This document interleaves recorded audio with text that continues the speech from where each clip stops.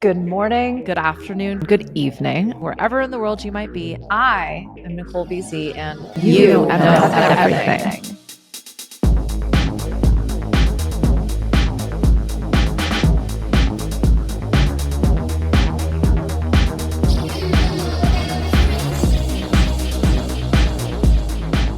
Hi, welcome. How are you? Okay, this one's coming in hot. I had the idea. I'm recording it. I got to get out of here in like 45 minutes. Excuse this for anybody listening, not watching. I'm pointing at myself. And the irony is this episode is all about the details. So bear with me. And okay, I'm just going to get right into it because like I said, I got to go. This episode is super timely. I want to get it out next week. Typically, these ideas and then the research and all of that, there's like a month somewhere in between there that transpires. But yeah, this one's getting turned around day of. You're welcome. Again, the irony is not lost on me. So, in a word, details. I think I titled this in a word, boring as fuck, because I am not a details person. You might be finding it especially hard right now to give a fuck about the details. And regardless of if you consider yourself a details person or not, I want you to listen through to the end, and I'll give you the tea on why our most hardcore perfectionists and our hot messes feel like they're kind of in the same place in the same time right now, which is like, for real, you want me to care about the admin of life when it is pure and total chaos right now and I am completely overwhelmed. So some of us consider motivation, drive, focus, goal setting, success like our superpowers. Others of us probably relate a little more to the creativity and the chaos and being able to turn dreams into reality. And they see the forest, not the trees, and they're at 30,000 foot view instead of like on the ground. There's no right or wrong. I think we have like a predilection towards one or the other, a preference to kind of be up in the clouds or grounded here on earth. But regardless of your preferred sandbox within which to play, you might be finding yourself having a little temper tantrum on the playground right now. If it feels like I'm reading your mind, you're welcome. Like I said, I'll cover that at the end. So yeah, how are the little things in life going for you right now? The admin you've procrastinated, the calls you need to make, the quotes you said you were going to get to make sure you're getting the best value on that thing. Maybe that person you should have already followed up with.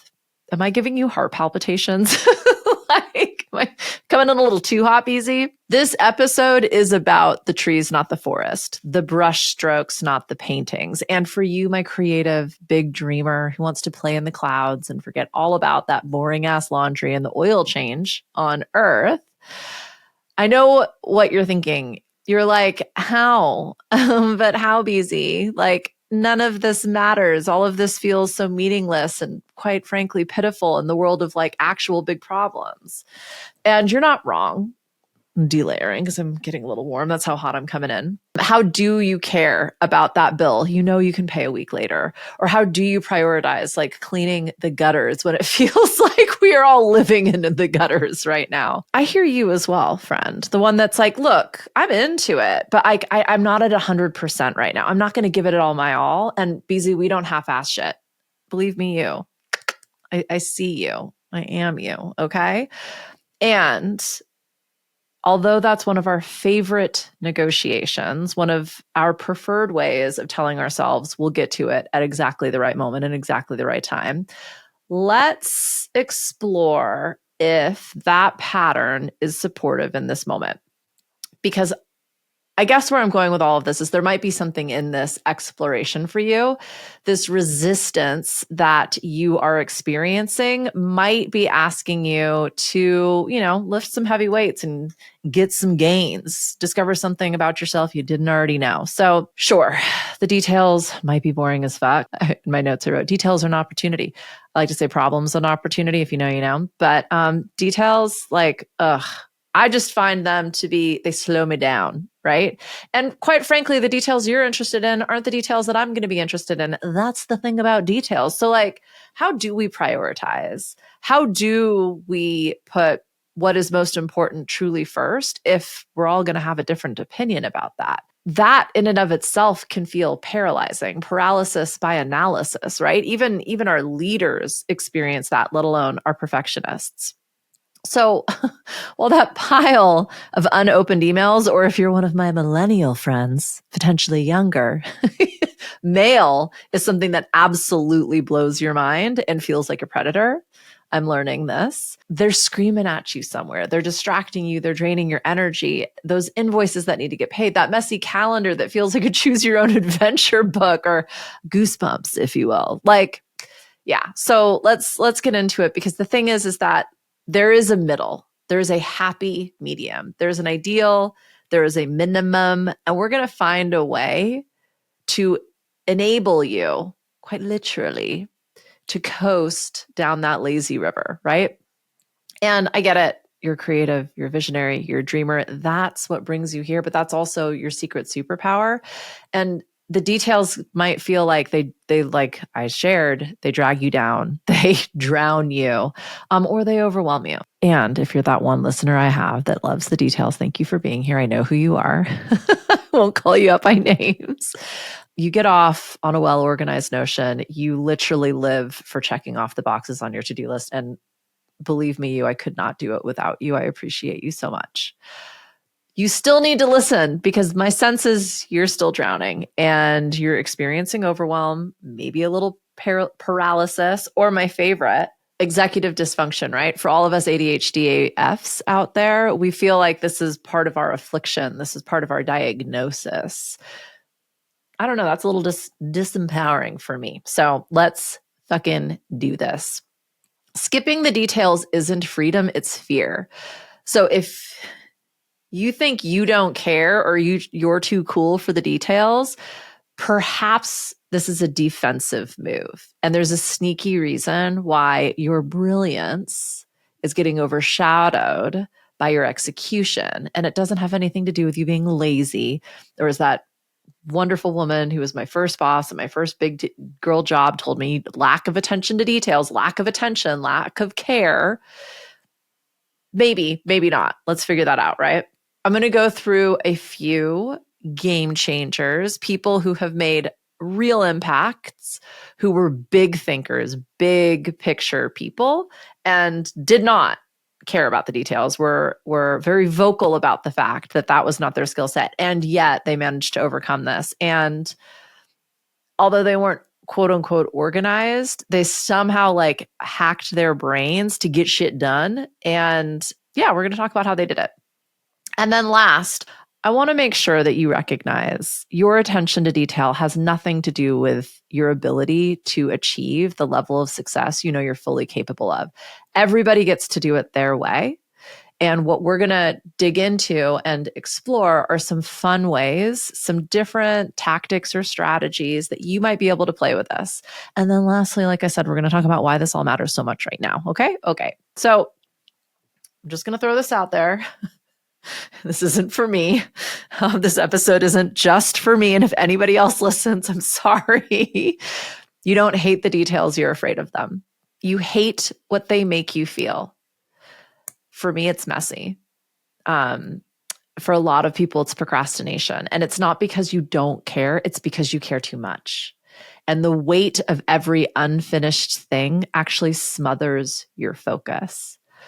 Some are, and this is a large majority. So if you relate to this, welcome to the club, my friend. It's just feeling overwhelmed, like where to start, how to even know which thing is the most important thing, because they often all feel like they're important. And if you're anything like me, you try to go do one thing and you realize, oh, well, in order to get this done, in order for me to pay this invoice, I need to update all of my card details in my payment processor. But I've created a new level of security because, you know, the world is ending. So I've now got to like remember that password to that one site. And then I realized that actually the way that I set that up is not going to give my bookkeeper and my accountant access. And they're doing that right now because of taxes. Oh shit, I need to play. I'm sorry. I know I'm like already giving you anxiety. So I'll stop. The overwhelm. We can all relate to the overwhelm, right? And then another key factor for most of us is we don't want Like we just simply don't want to think about all of those details. For the last example I just gave, we really want to stay focused on the big picture. We've all been studying this personal development and goal setting theory long enough, let alone like manifestation and the law of attraction and, human design, and like to go, well, it's the feeling that matters. It's it's the desired destination, and everything along the journey is just a part of it, right? It feels safer to think big picture than to take the risk of actually honing in on these details and getting shit done. The implementation, the actual action, I always say actions speak louder than words. That is the real deal, right? And so it's pretty easy to stay in the planning and strategy phase. It's even easier to quit 3 steps into execution because it's scary as fuck actually committing to and taking the action and following the details in our plan to get it done. In cognitive psychology, they call this decision fatigue, right? Our brain literally shuts down decision making because it is a fight or flight or freeze or fawn response. And this is why, like, you might suddenly want to take a nap in the middle of the day instead of like having that hard conversation or sending that confrontational air quotes email. Procrastination isn't laziness. You don't want to take that nap because you're lazy. This is emotional self-defense. So you might have heard of Radiolab. It is a podcast. It's one of the OG podcasts. And it was started by, oh my God, I totally deleted his last name. Jad Abumrad. Probably could have paid attention to that detail before we started recording, but here we are. Okay, so Jad started Radiolab, one of the most popular podcasts ever. The first 3 years, it was a complete fucking mess. It was a creative catastrophe. And he brought in a partner who was a journalist. And this is when it kind of, the podcast, he was forced to look at the details of the podcast. And he leaned into the strengths. You can see where this is going, right? He leaned into the strengths that he had, whereas a musical composition has structure. There are rules, right? Very complex compositions, think symphonic, with sometimes up to 98 different pieces and players of music overlapping to create a cohesive piece, still can play together and make sense and tell a story and work. So Jad started layering sound and his podcast composition like a composer, structuring episodes like a symphony. He became very interested, obsessive even, with how a pause or a beat or even a breath could change the impact of a story. And he built a system that made big, abstract ideas feel sharp and clear and emotional. Radiolab didn't just get better or more organized, it changed the entire landscape of podcasting. By 2011, so approximately like 7-8 years after he started, it was one of the most downloaded shows in the world with millions of listeners. It won 2 Peabody Awards for excellence in journalism. And today, it is still one of the most influential programs and audio podcasts ever produced. So how do you care about something that's just never really been a priority for you? Or I think in this particular example, it was purposefully designed to be a creative work, to be chaotic.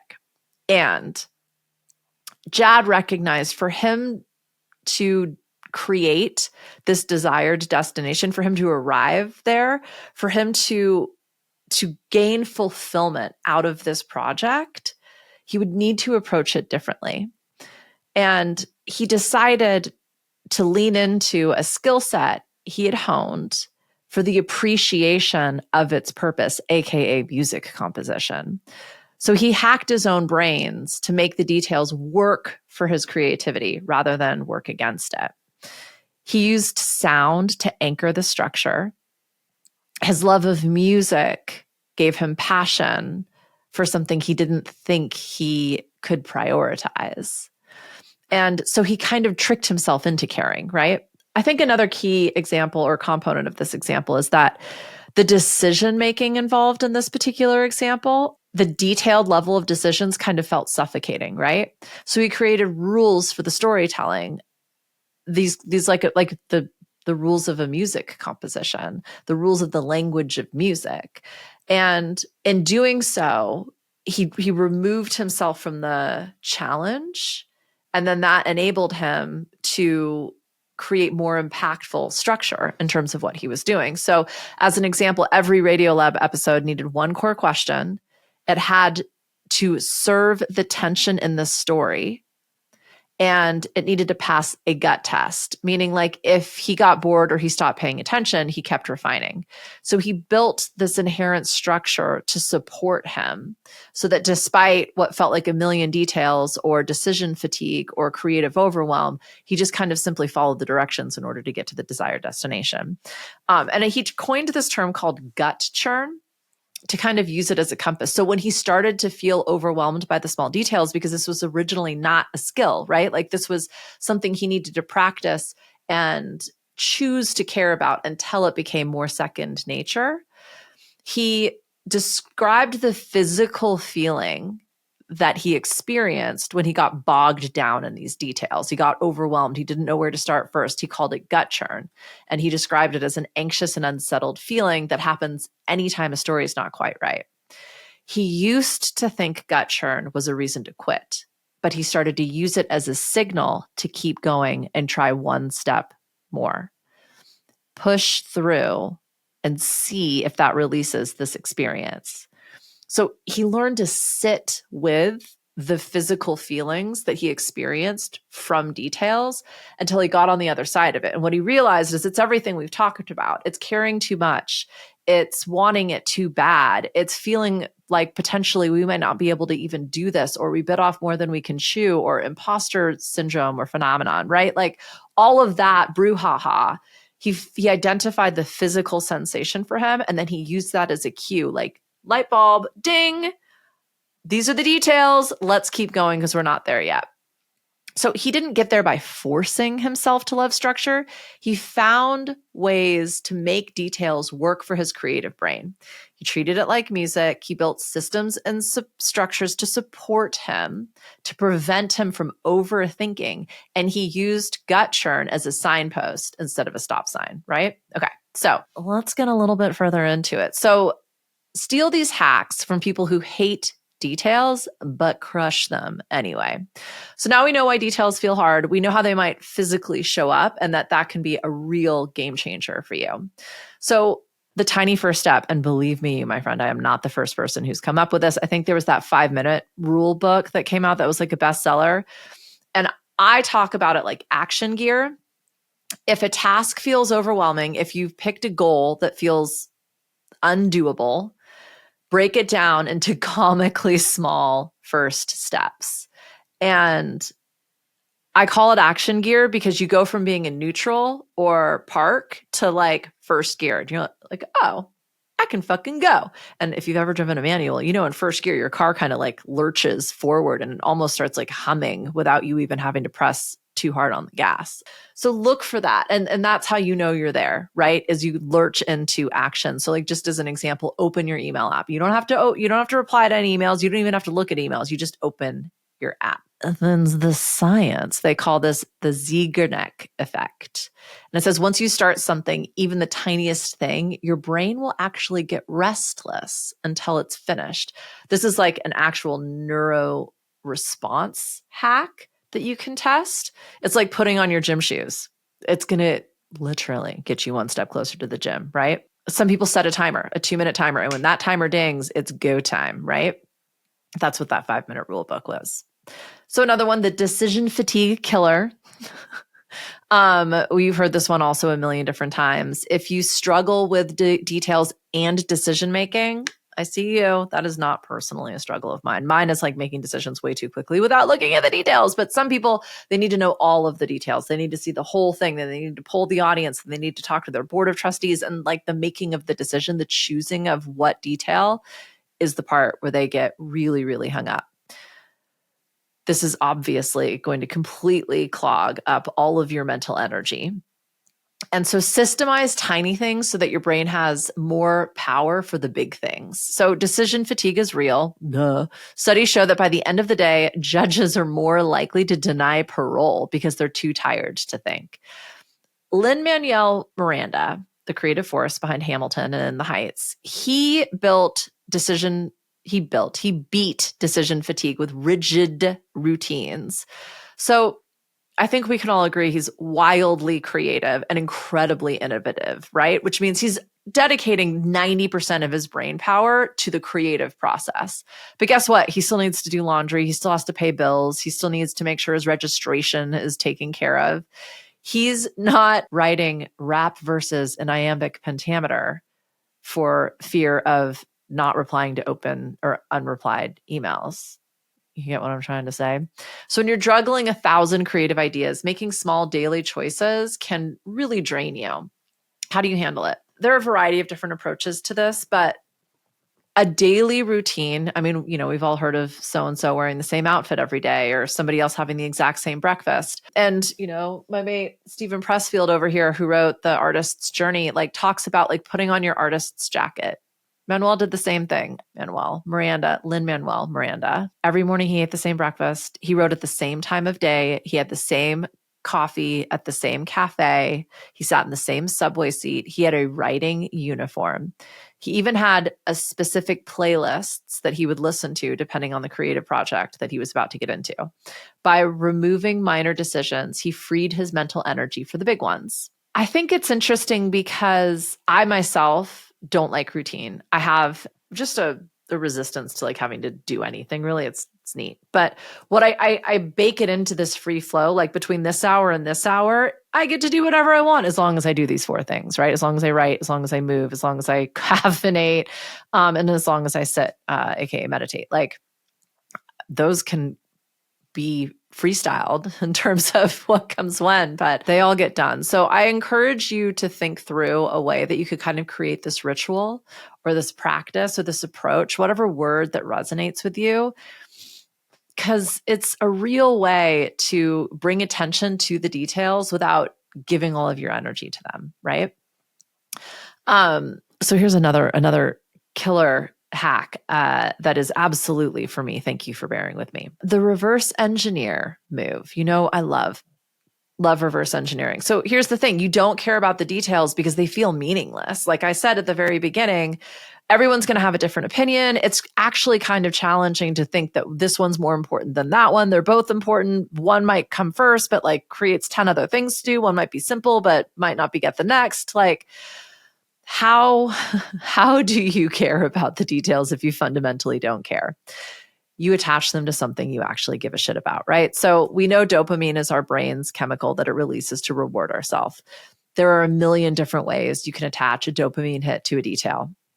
So not familiar if you know Jan Koum. He is the co-founder of WhatsApp, and he immigrated from the Ukraine to the United States at 16 years old. Obviously, that was a tough fucking journey for a million different reasons. He was also not that into the details. He didn't do well in the formal education system here in the United States. He struggled in heavily structured environments. He felt like all of this was really stifling. And because of his own personal experiences, he was very, very passionate for privacy and sovereignty and communication.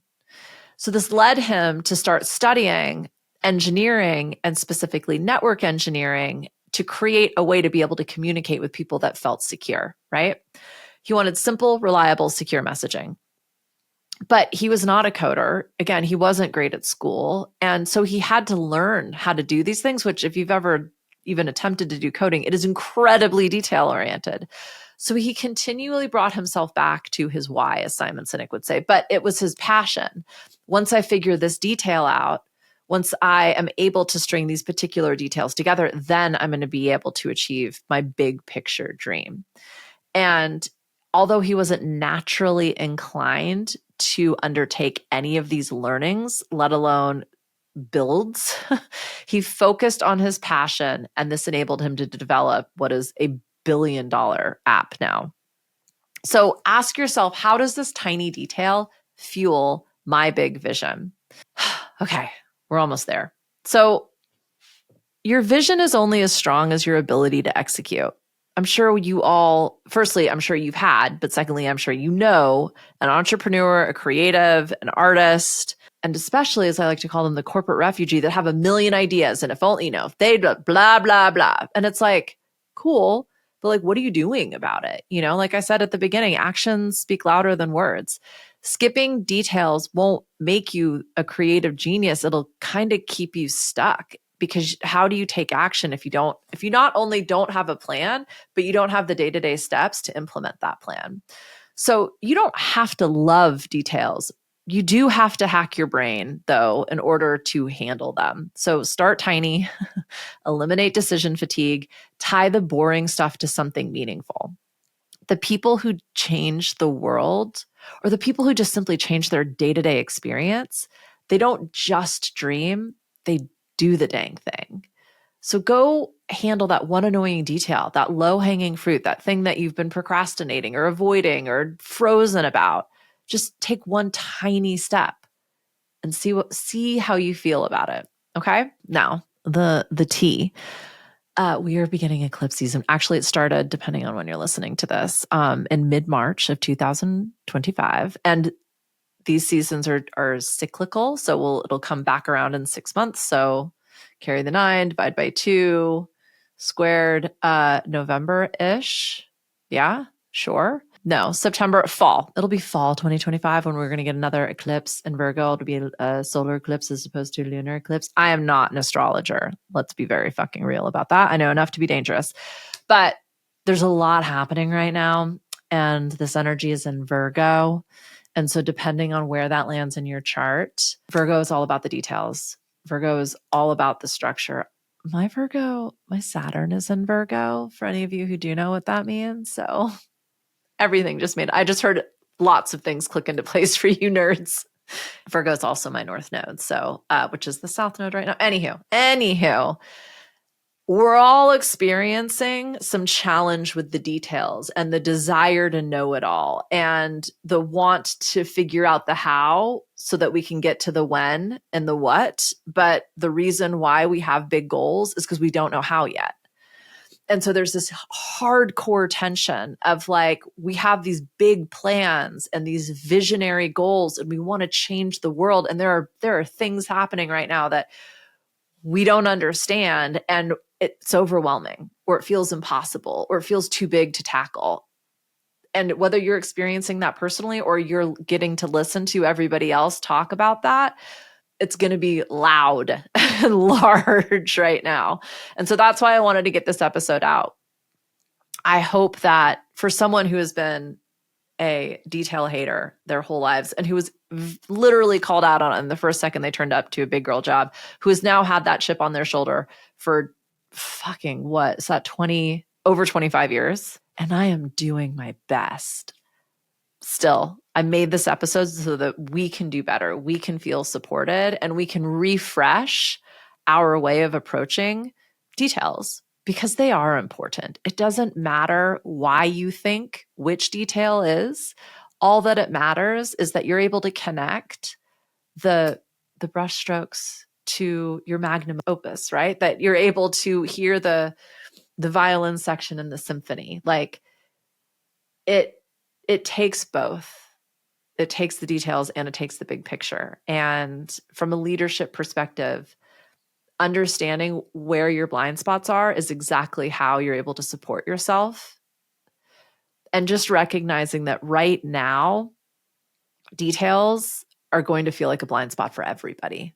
You're going to see their blind spots. You will have blind spots. And just by bringing our attention to that, we're going to create a real opportunity for ourselves to overcome what this hurdle is going to feel like. So, do what Jad did. How do details feel to you? Find that physical feeling in your body. And I've talked about this a lot. It's like nervous versus excitement.